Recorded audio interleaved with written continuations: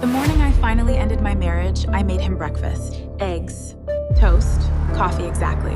The way he liked it. I kissed him goodbye at the door, watched him drive away. Then I sat down at the kitchen table and felt the most peaceful I had felt in 3 years. Because by the time Marcus walked into his office that morning, everything was already done. The papers, the accounts, the custody file, all of it. He just did not know it yet. My name is Destiny, 27 years old, and before I tell you what happened, I need to say one thing. Going back twice did not make me stupid. It made me scared. It made me hopeful. It made me a woman trying to keep her family together long after she should have stopped trying. Marcus and I got together when I was 22. He was charming in that very specific way that makes you feel chosen. Like out of everyone in every room, he picked you.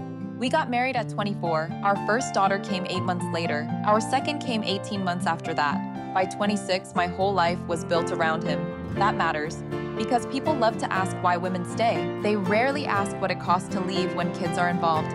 The first time I found out, it was a complete accident. I was using his laptop to print school forms when a notification popped up from a name I did not recognize. I told myself not to click it, told myself I was being paranoid. Then I clicked it anyway. 3 months of messages, a woman from his gym, photos I still wish I had not seen, plans made on nights he told me he was working late.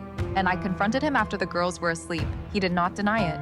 He sat down on the kitchen floor. Cried so hard I actually took a step back. I'm so sorry.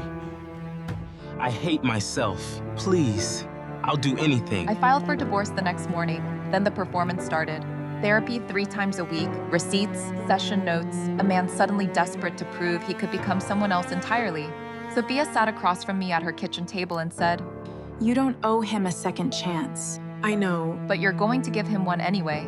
I did not answer, because she was right. 6 weeks later, I withdrew the filing. I told myself people could change, that the girls deserved a father who was trying. That 24 was too young to give up on a marriage.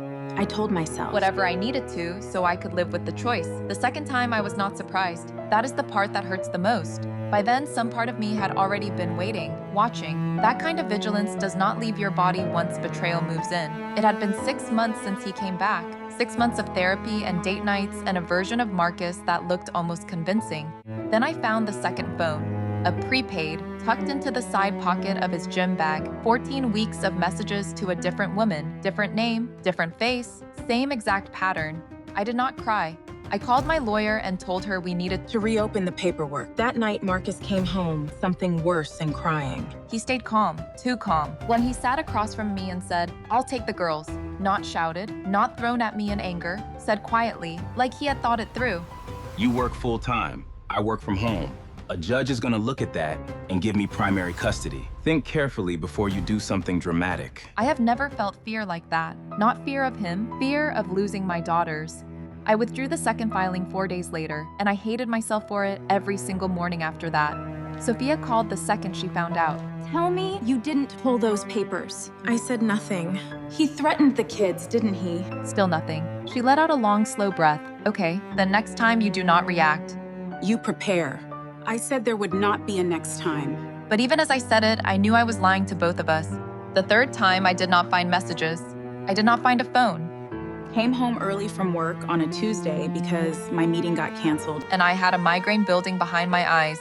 I opened my own front door and found Marcus in my living room with my cousin. She had been at my wedding. She held my hand in the hospital after my first daughter was born. She sat at my kitchen table and ate my food and kissed my girls on the forehead and called me family.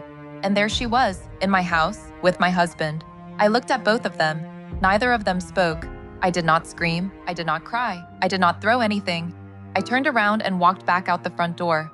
I sat in my car in the driveway for 11 minutes, and something inside me that had been breaking for years just went completely still. Not numb, still. At the kind of stillness that comes right before a final decision. I called Sophia. She picked up on the first ring. It happened again, I said. Who? When I told her, she went silent for 3 full seconds. Do not say one word to him. Not tonight, not tomorrow. Act normal. Call your lawyer first thing in the morning. I will, I said. Destiny, yes. This is the last time. I called my lawyer at 8 a.m. the next morning. But this time I did not file right away. I prepared first. 3 weeks of complete silence. Every morning I made his breakfast. Every night I sat across from him at dinner. Every weekend I watched him throw a ball around the backyard with our girls like he was a man worth trusting. And every single day behind the scenes, I was getting ready. My lawyer pulled everything together: bank records, account activity, asset documentation, school pickups, medical records, a timeline showing exactly who had been the consistent parent in that house for the past 3 years.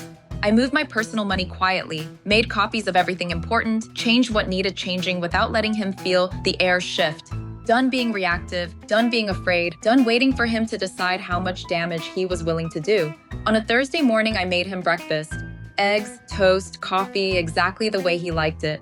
I kissed him goodbye at the door, watched him drive away. At 10:15 a.m., he was served at his office. Marcus called me 12 times before noon. I answered on the 13th. Destiny, what is this? I filed for divorce. The girls, you can't. My lawyer has everything she needs. You can talk to yours. Silence. Then quietly, are you really doing this? That was the first honest question he had asked me in a long time. Yes, I said, and I hung up. Divorce was finalized 5 months later. I kept the house. I got primary custody. Marcus got every other weekend and child support based on what the records actually showed. He never took my daughters. He never had that power.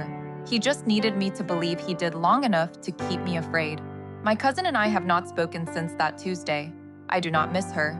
Sophia came over the night everything was final. We sat on my back porch after the girls were asleep and she handed me a glass of wine. "Third time's the charm," she said. And I laughed. Real laughter, the kind that does not ask permission before it leaves your body. Here's what I know now that I did not know at 24. Going back is not weakness. Staying because you are scared is not weakness either. What changes everything is the moment you stop explaining his behavior to yourself and start protecting your own future. The moment you go quiet, because quiet is not the same thing as broken. Sometimes quiet is just preparation. Sometimes quiet is the sound of a woman finally deciding she is done. So let me ask you something. Has fear ever kept you somewhere you already knew you needed to leave? Drop a comment, because more women know that feeling than they ever say out loud. Drop a comment. Has fear ever kept you somewhere you knew you needed to leave?